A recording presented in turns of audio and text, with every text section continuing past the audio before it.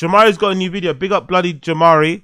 The dirty business of the NELK empire. I'm very curious about it because I saw this being played out on social media, but I couldn't be bothered to like pay attention and really understand what's going on. But essentially, Kyle and Steve Will Do It have a bit of a tete-a-tete. They had a bit of an issue concerning the money they've made from NELK and the fact that Steve Will Do It now does his own thing. And he was kind of complaining that he got a bad deal, that they stole money from him. And then the fucking Kyle guy came out and clarified and said he didn't steal money. But in general, it just, you know, created a conversation around how much money the NELK boys were making at their peak, at their pomp.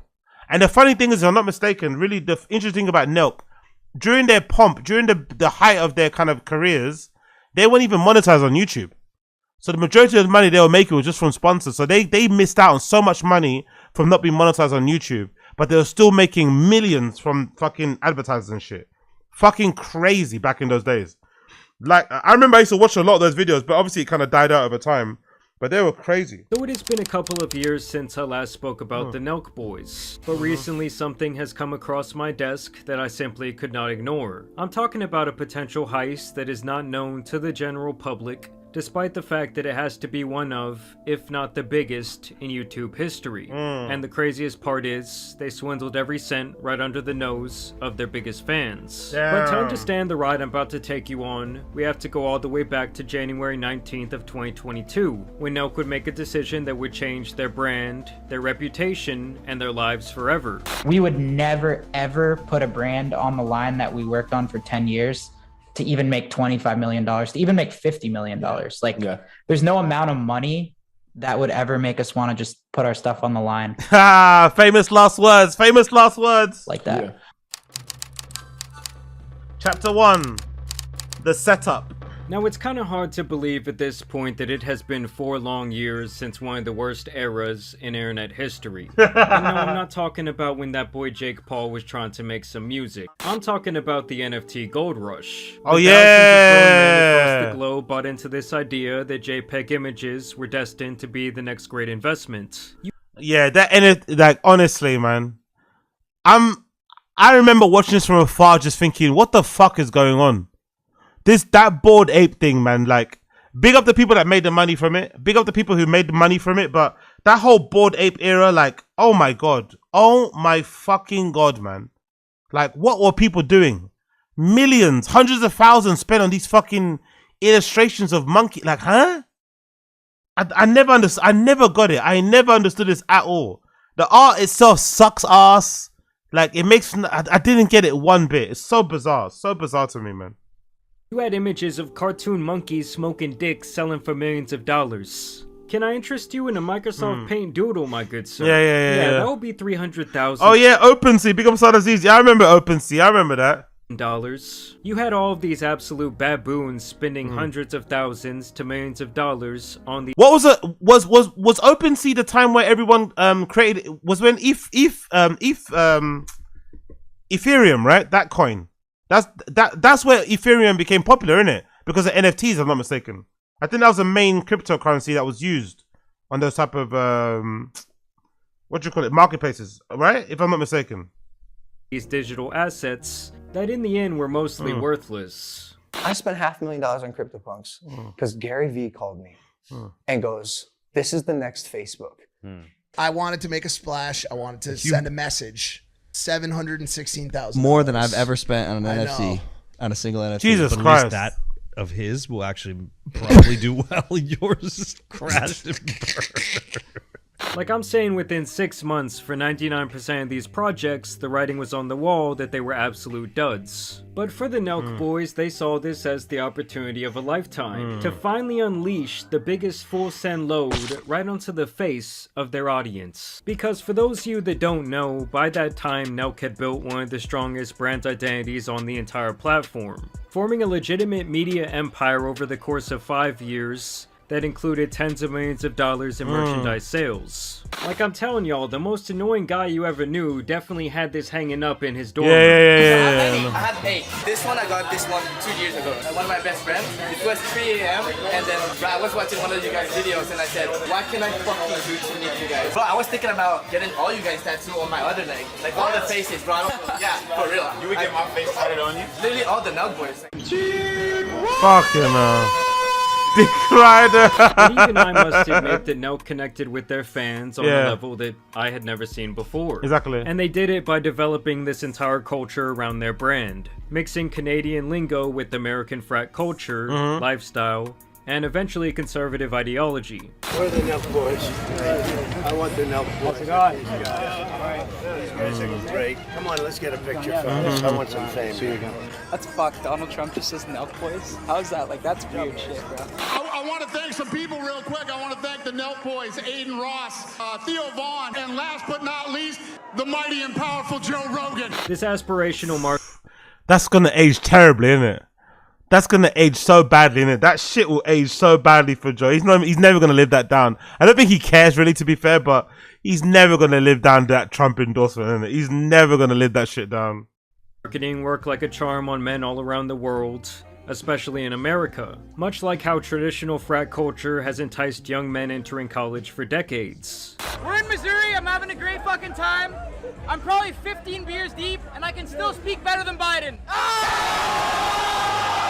Let's fucking go, boys! Where we going? Let's go! We need some fucking heavy dance! Where we going? Let's go! We're on the bamboo! That is beautiful. What's worse? For people in the stream chat, what's worse? What's worse, like male content, male centered content? This stuff or clavicular streams or manosphere stuff? What's worse? This stuff or manosphere stuff? What's the best one to follow as a young man? If they had to pick one, a young man has to pick one group to follow, one direction to go in. NELK boys or fucking manosphere? What's the best one to go down? Let's go! These guys are often looking for direction, acceptance, friendship, and a sense of belonging to something greater than themselves, while also wanting to align their identity to something that could in theory give them immediate status and access to events, people, and ranking that they so desire. What happened last night? How did it go? I think we followed through and made it happen. But found... No, Digimon! Is that your mum? And we will see all of these things on display here in a second, you know, in the way that they played them like a fiddle. But either way, for NELK, it was like suddenly this prank channel that started with 3 or 4 guys, depending on the time period you were looking at, slowly started adding in all of these different characters. There was drama, there were arrests, people were kicked out, people were brought back in. Oh yeah, what happened to that guy, by the way? What happened to that guy? What happened to that Asian guy? Was he a creep or something? Do you guys remember? What happened to this guy here? I remember his face. What was his deal? What happened to this guy? What was his deal? Was he creepy? Did he steal money? Why did he get kicked out again? I forgot the storyline. What happened to that guy? People were brought back in. They were almost banned from YouTube several times. And all along, the mastermind behind the entire venture, Kyle Forgard, kept the ship moving in the right direction. And NELK packaged this entire thing and sold it like crack. First through their videos, then through their full send merchandise, and eventually through their alcoholic seltzer. The merch was well designed, though. By the way, we have to be honest with that. The merch was very, very well designed. I gotta be honest. The merch looked like it was good quality as well. They actually had some good designs. I'm not sure. I think they must have hired a proper designer to put this up together. The designs for the merch was kind of decent.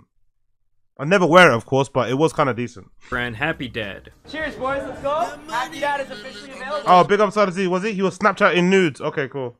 Let's do it! That is the real cash cow that made Kyle one of the biggest success stories in YouTube history. But before the major success of Happy Dad, we have to look at an earlier decision that happened. MK, is that true? Let me know how. Please explain. The NELK boys indirectly caused a split of Ben Avery and Tim Dillon. Really? How'd that happen? I don't remember that. How? What, because Tim went on the NELK boys or something? And Ben didn't like it? Politically, because they were like Trump fans. Is that why? I didn't know that. Almost in succession with that launch.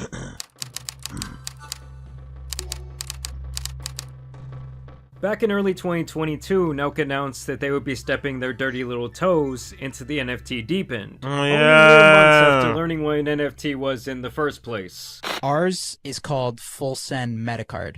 What's that? Steve will do it. Oh, really? He was a sponsor. Oh, okay. I didn't know that. I had no idea that was a thing. Okay, fair play. that gives you access to is, like I said, everything that we have now and then everything that we're going to do, not only in the physical world, but also as the world becomes more digital. You know, they kind of softly massage their audience into purchasing these full send meta cards, speaking often about the metaverse and how NFTs were going to be the next big thing, and then of course bringing on the NFT godfather Gary Vee to show this absolute horseshit. A lot of people have heard the term NFT. Well, I wonder what he said now about NFTs. Has he ever been confronted about that? I wonder what Gary Vee has said now about NFTs. Has he ever been confronted? I wonder. Let me double check. Has anyone ever confronted him? Let's see. Confronting Gary Vee NFT. What's he said about that? 2022. No, is there been nothing about Gary Vee confronting? Confronting Gary Vee involves addressing the polarized landscape, key allegation, pump and dump. Let's see, no one's ever said nothing to him about it. No, I'm assuming. Huh. No one's ever confronted Gary Vee about the fucking... Gary Vee explains how he made 90 million on NFTs. Of course he did. Explain why NFTs won't fail. 2022. So there's no new... No one's ever been able to grill him about NFTs recently, huh? Yeah. Crashes out on Caller. Hey, let's see that. What's this one?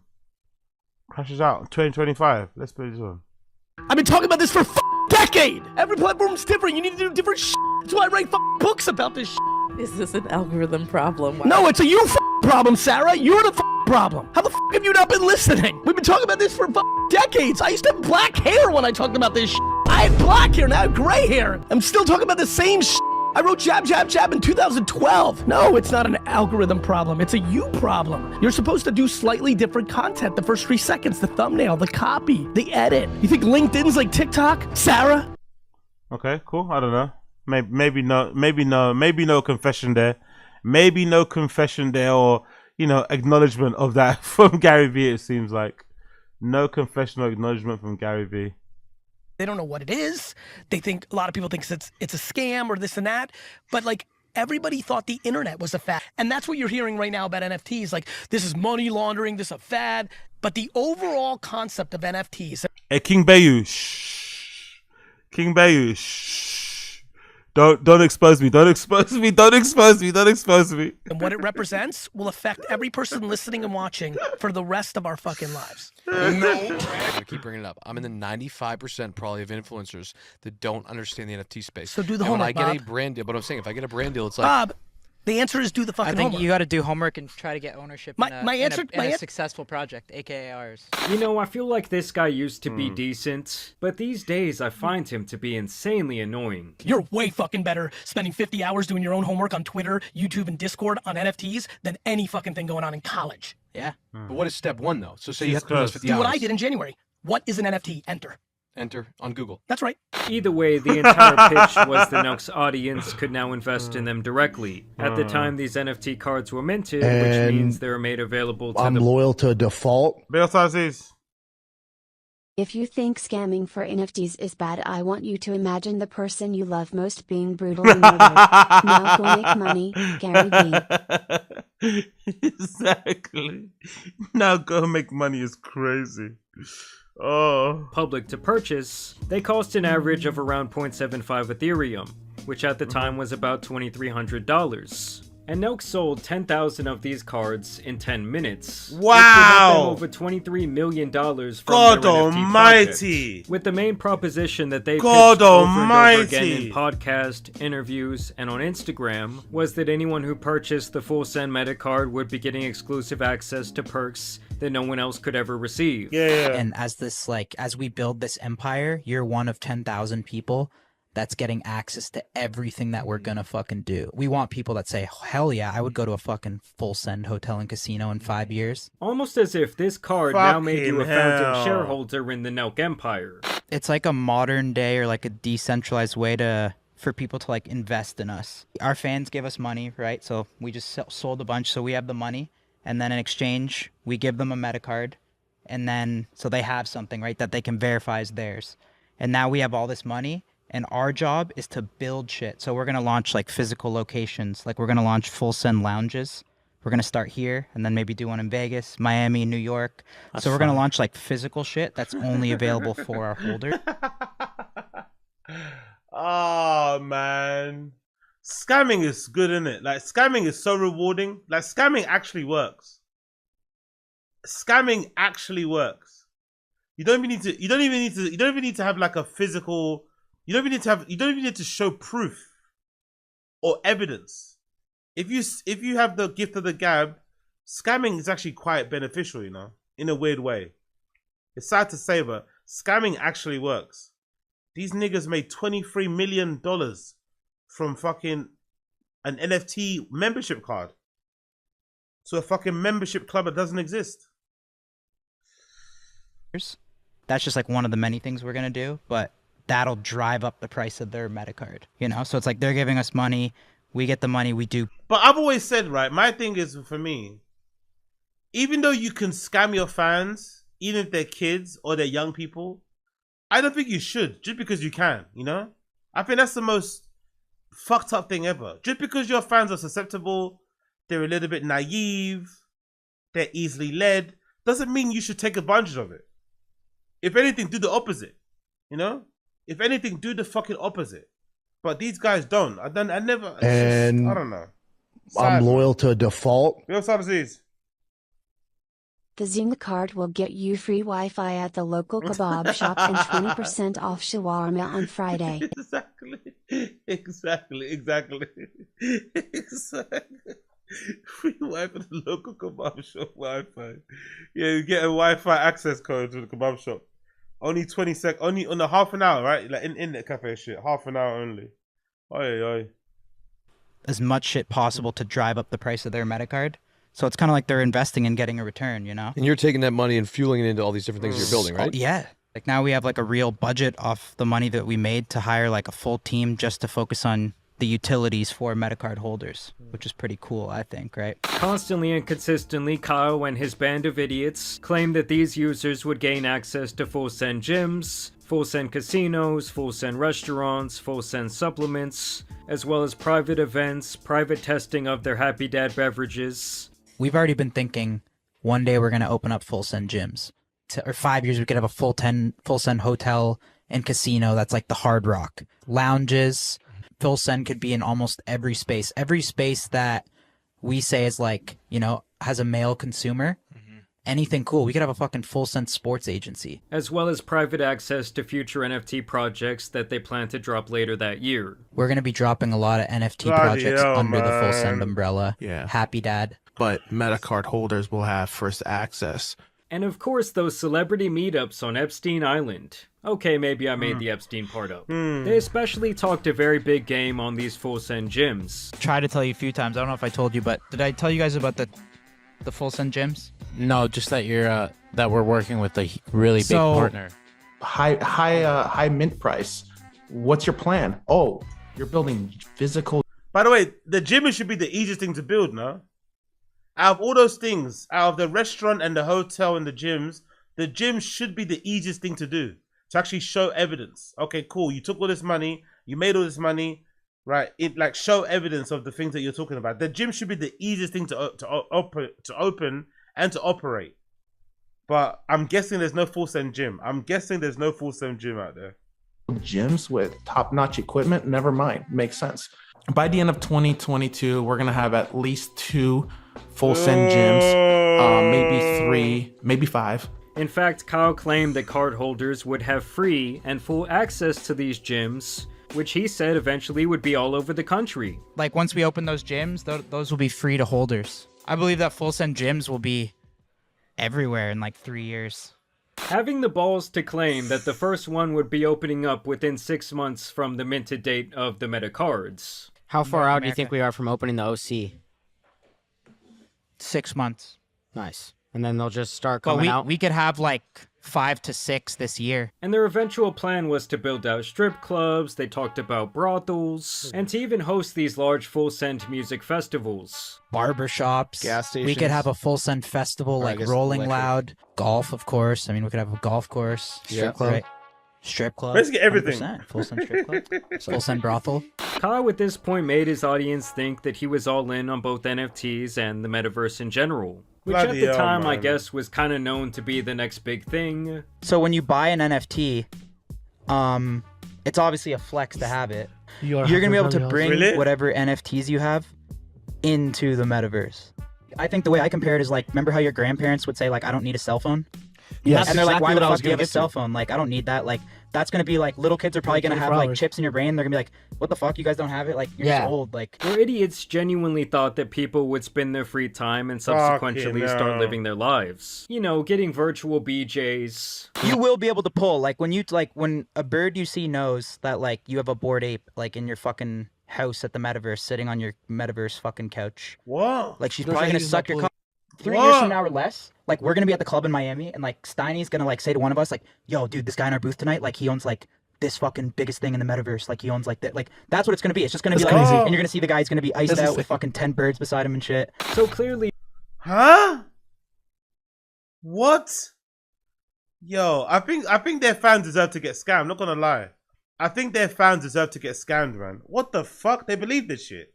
NELK was once again doing what they always do, which was advertising a lifestyle based on material possessions to a bunch of losers. I mean, the sheer idea that anyone would say, oh, there's that guy from the metaverse, he's the coolest guy in the virtual land, let's all blow him both metaphorically and physically at the same time, has to be one of the most unrealistic things I've heard in my entire life.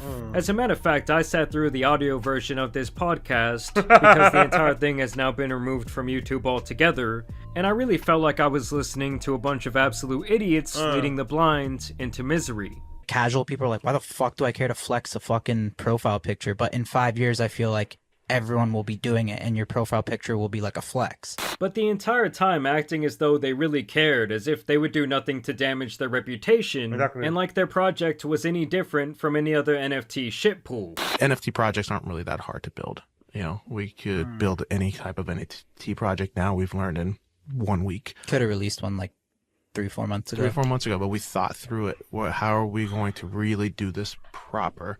And we could have made a lot of money. Multiple times. We kind of really did something different with it, which is like, it's a long-term thing, you know? Yep. It's pretty crazy what we could build over the next 5 years if it's done properly, you know? Now, if you have not guessed it till this point in the video, I'm just gonna spoil it. They did not make good on any of these promises. Exactly. There were no gyms, no casinos, nothing. no strip clubs, Nothing. and no real-world utility in general. I mean, even the damn supplement company went under. You telling me I can't get full send creatine? I was walking through an airport the other day, and I was like, maybe we do a full send supplement store inside airports, you know? It's like... And the other thing is, there was really no sense of community other than them continuing to sell this pipe dream. They did this by making their desperate viewers who idolize them really think they could go to a UFC event with Steve. Oh, maybe we're gonna shotgun a beer, Steve. Wow. Like, the holders are fucking cool, too. Like, they're really cool people. They're all, like, every holder that I meet is always trying to, like, pitch ideas and, like, grow the business and shit. Yeah. It feels like it's just, like, a community of people that are trying to like build full send with us. Man. Maybe we can watch your podcast live as you interview Elon Musk while he's on ketamine. A bunch of them. Who knows? Maybe the demented douchebags will buy you a hooker. We have offers from 2 companies that we actually, you know, we love, and they're 6-figure deals for. By the way, Steve looks horrible now, innit? Fucking hell, man. This is him back then, innit? During NELK days. He's definitely descended, innit? He's not ascended. He's definitely descended. It doesn't look the same at all. YouTube advertisement. So basically, I'm going to give 100% of the advertisement money. Yeah, Stevie, that's them. That's them, Stevie. That's them. That is them. To a red card holder. So they'll be though. It's gonna be like 100,000. So I'm basically going to give $100,000. Real Silas, exactly. Weird that the binge drinking guys who are all built weird are starting a gym, though. Yeah. Exactly. And the funny thing is, they're all into fitness now, right? If I'm not mistaken, all of those guys are like really into running. So it's really funny. They sold this degenerate party boy, frat boy lifestyle, but now all of those guys are super into like long distance running. Minimum That's fucking nuts. Now pay attention to when Steve specifically speaks about this red card, which was supposed to be minted randomly to lucky investors, claiming that it would give them some sort of god tier status that would allow them to basically become best friends with the NELK clowns. Just want to say shout out to all our Metacard holders. We're about to do this for you boys right now. Everyone on the Discord watching, we love you boys. Even acting as if red card holders would now have some sort of say in the company, or like Steve said, maybe get hundreds of thousands of dollars. The whole thing about the Metacard is it's such a long-term game. Like, you know, it's like, this is like the blue chip project. Like, it's not, you're not supposed to be like, it's not supposed to make you a bunch of money now. It's like a 5-year thing. So even for me to be able to give $100,000 to one of the red card meta holders that are holding right now, it feels special because like, I feel like for the red card holders, it's like you hold now, it's for the fucking future. Ones. Like, Yeah, that's when you hold a insane. red card, it's kind of like you're holding for the future. Like, it's... But that's the first perk for a red card holder, right? Yeah, we Like, haven't even announced the first big giveaway. We haven't even announced perks, but there will be perks. How many red card holder or Well, meta? the pod, we have a perk for them. 250? There's 250. You got decent odds. It was essentially their version of the golden Jesus ticket Christ. from Willy Wonka. Only instead of a trip to the chocolate factory, you get all of jack shit. And once the meta cards were minted, they were essentially all the same, with none containing legally binding special perks. And outside of taking meta card holders to a couple of events like a Chargers game or a UFC match, and hosting a one-time live show where Snoop Dogg was the DJ. Was that it? Dope having you at our when you DJ at our Metacard event. Oh yeah, That was dope. I like that. That was appreciate on the that. water, right? Yeah. I like that city too. That city is the shit. There was nearly nothing going on with this project in terms of these quote-unquote investors getting anything out of their pulled together $23 million investment. Wow. And that money was just on come the initial on. drop. Are you insane? Is that a tattoo of the meta card? Are you alright? They're pulled together. Are you alright, mate? Are you fucking alright? Oh my god, man. Imagine how dumb you must feel now. Imagine how dumb you must feel now. Their $23 million investment. And that money was just on the initial drop, as people who bought these things on secondary markets were paying between $7,000 to over $10,000 from others reselling these meta cards on OpenSea. And if you guys are curious, you can pick one of these things up for around $50 today. But Kyle really didn't give a shit because not only did they get the $23 million right off the bat in minutes, but every time someone sold these things on the secondary market OpenSea, they also got a 10% royalty from the sale automatically, represented by an estimated 10% of 1,750 Ethereum during that time, which allegedly netted them between $3 and $5 million. So not only did these guys make money on the way in, but also once everything started going up in value on these secondary markets because of this fear of missing out on these amazing perks, or even when the price eventually went down because people basically realized that it was worthless, they did not care because NELK was still making 10 cents on every dollar. Well, that's like what happened. I feel like a lot of these NFTs are just like pretty much like a new version of those shit coins that were around. Have they addressed this nowadays? By the way, have they fucking addressed any of this nowadays? Because this is fucking scandalous. Right? Yeah. And funny enough, per the blockchain's records, it makes it very clear that the millions which went into this minting wallet were pulled in large portions within weeks of their launch. Of course. As far as a creator goes, this is the new way of creating a business. Then now you've made, you've sold out your project, hopefully, and now you have a bunch of Ethereum where you could start doing different things. You could skip out to the Bahamas if you want, right? And, never come back, which sadly a lot of people are doing. Or you can now do what we're doing, and you could put those funds in a secure place and start building businesses around it. And in a secure place like my bank account, put those funds in a secure place like my bank account. And rewarding those who helped you get there as well. And obviously, with no gyms, casinos, restaurants, or really no events or anything tangible to show for the ownership of this card, people were big up Eduardo Madeira. Appreciate you, brother. Thank you so much. Appreciate you. Really wondering what the fuck happened to all of that money, because throwing a dudes only party with Snoop Dogg does not cost 23 million fucking dollars. Some even speculated that the money was spent elsewhere to build their real brand, almost as if it was a zero interest loan that they never really planned to pay back. This is the reason that Kyle, his business manager, interesting, because Happy Dad is the one business they've got that's legit.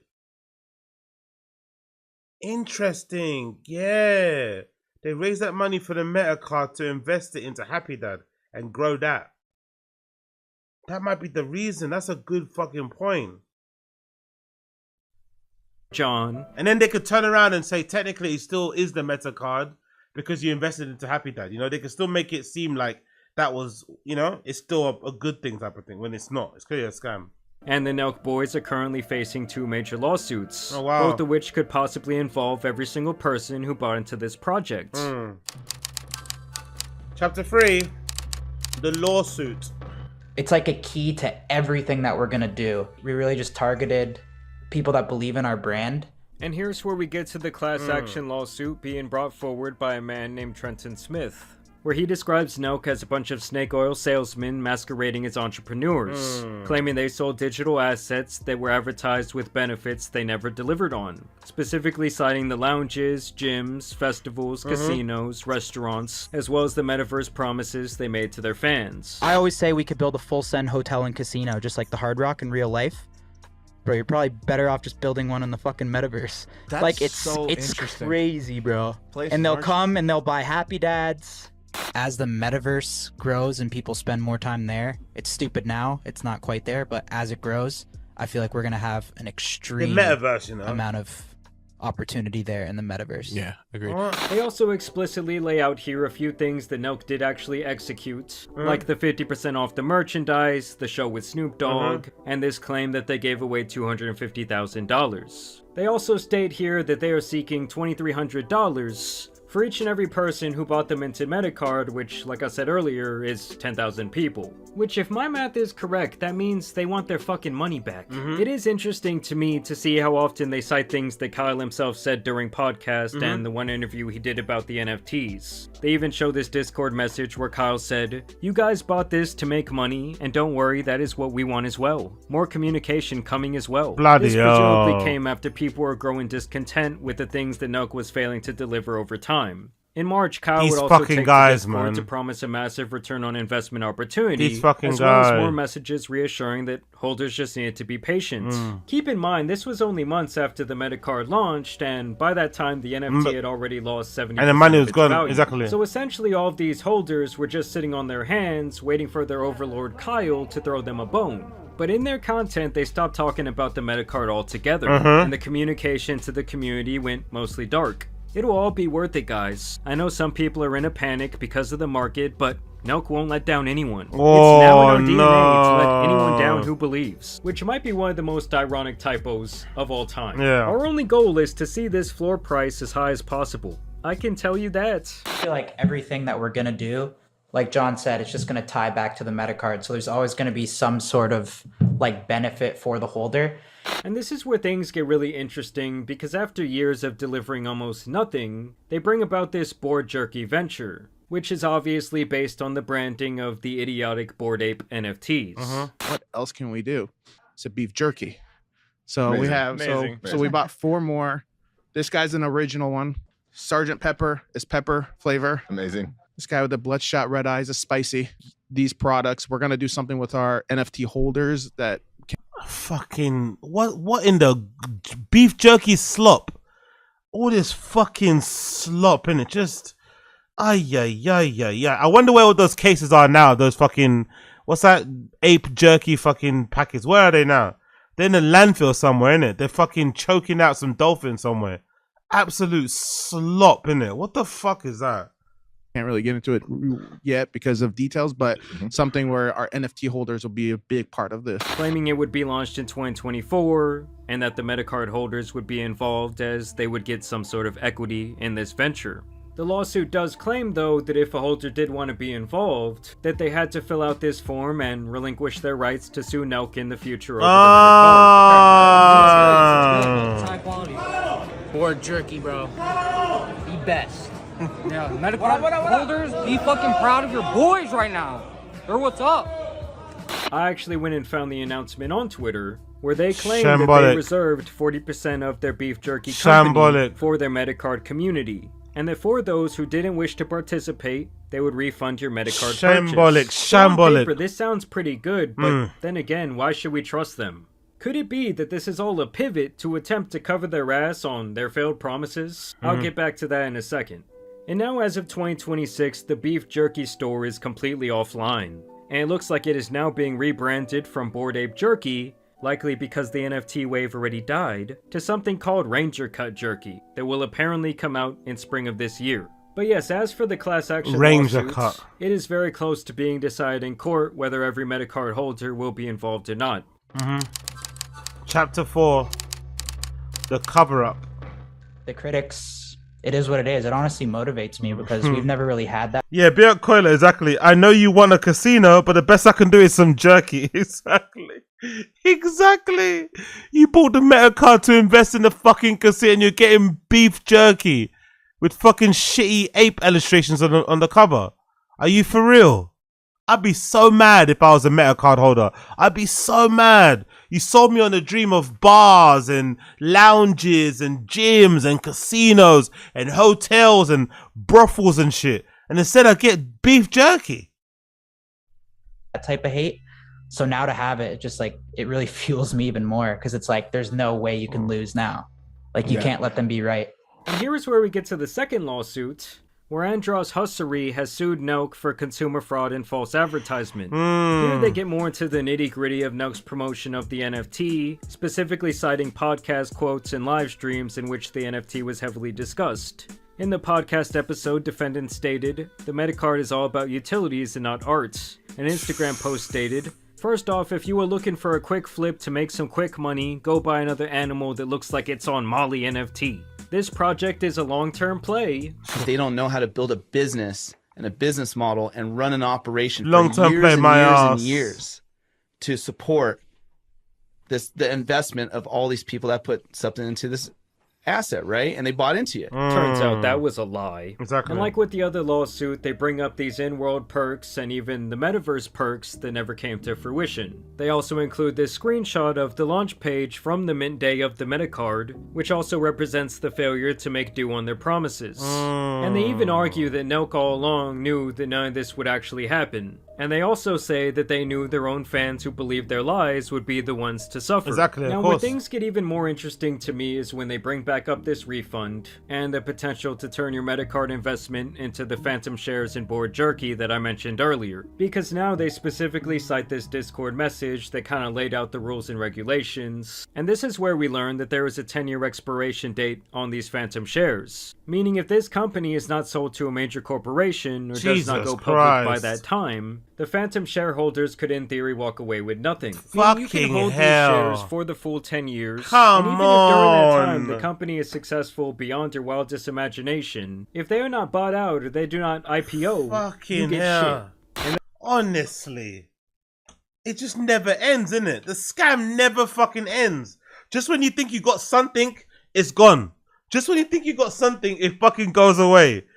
Fucking hell, man. Scam upon scam upon scam. That if you wanted the refund instead, you'd only get a maximum of the mint price of $2,300, leaving the aftermarket investors screwed. And you could also only receive it if you had a US bank account, which isn't like half their fan base based in Canada. Exactly. And on top of that, if you did want to participate in the phantom shares in Bored Jerky, you also had to refer 3 people to buy it. So now not only did they full send you from behind for thousands of dollars, but now you're also going to be their good little full send salesman. And like I said previously, in all of these cases, you completely relinquish your rights to sue NELK in the future. And the lawsuit even claims that people who did try to participate in the refund never got their payments. And they also say they were not given proper notice of the refund program in the first place. And they call the program in general another attempt by defendants to fleece Metacard purchasers and keep Metacard purchasers' money without providing them anything in return. So to me, this was basically all so they could tell a judge, see, we tried to offer them something, we're not bad guys after all.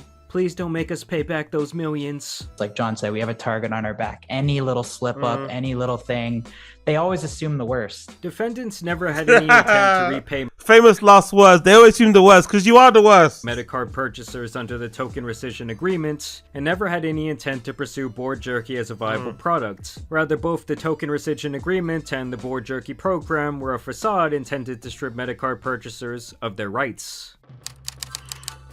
Chapter 5. Present day.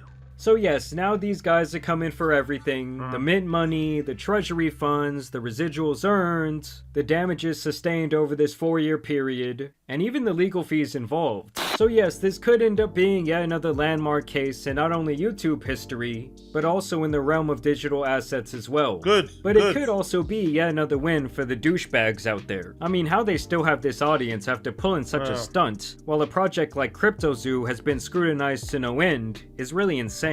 But that's why I wanted to see this story become a more public thing, because I personally hate when people fuck with the very individuals who made them rich and famous in the first place. Yeah, that's the thing I don't understand. Like, you're already making loads of money, right, from your fans who dedicate, like what you do.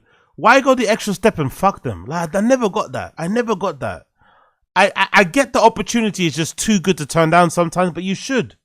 You really should. Like, the fans make you fucking multi-millionaires, but then it's never enough. There's always another level. I don't know. Just go get if you wanted the fucking money to invest into Happy Dad, just go get a fucking loan.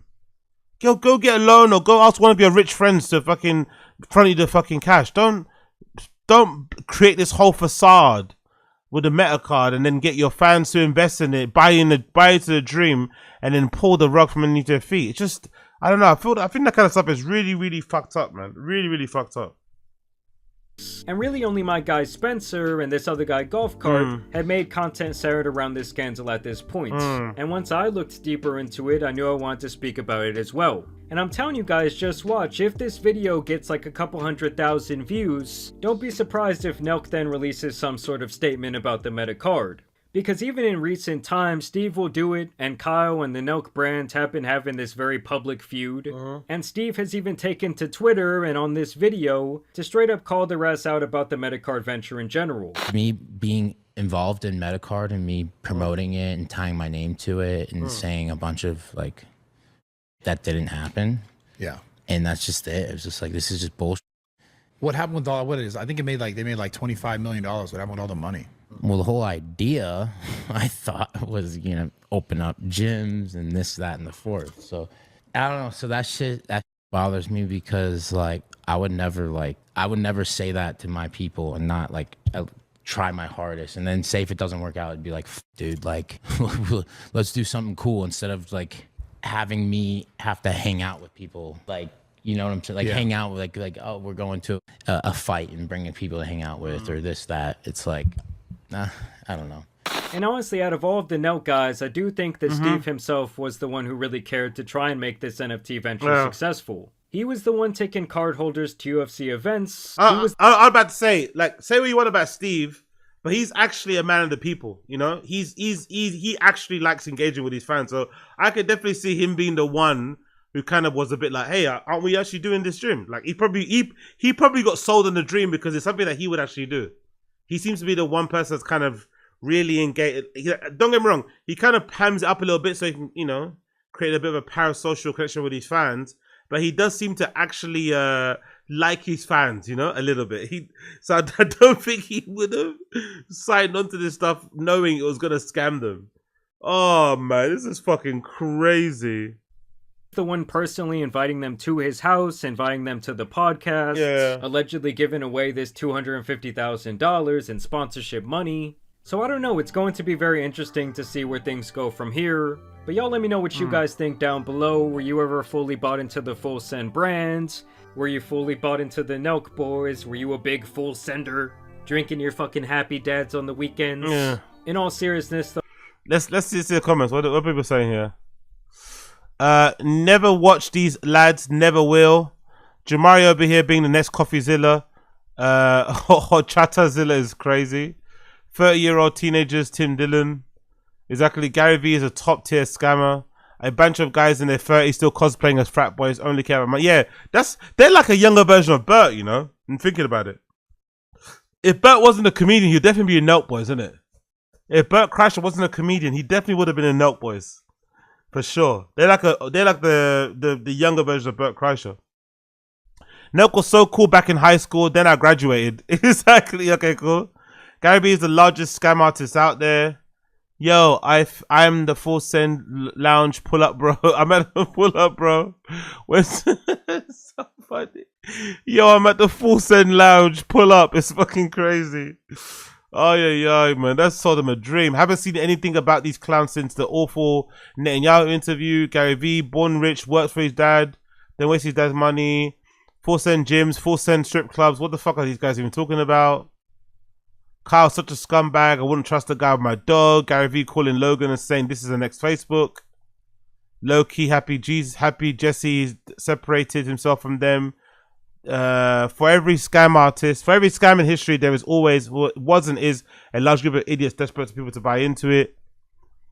The fact that the top of everything else, it seems your responsibility. A long form Jamari videos are good to go. Yeah, so yeah, crazy man. Sad but crazy, crazy but sad, sad but crazy but sad. Cool.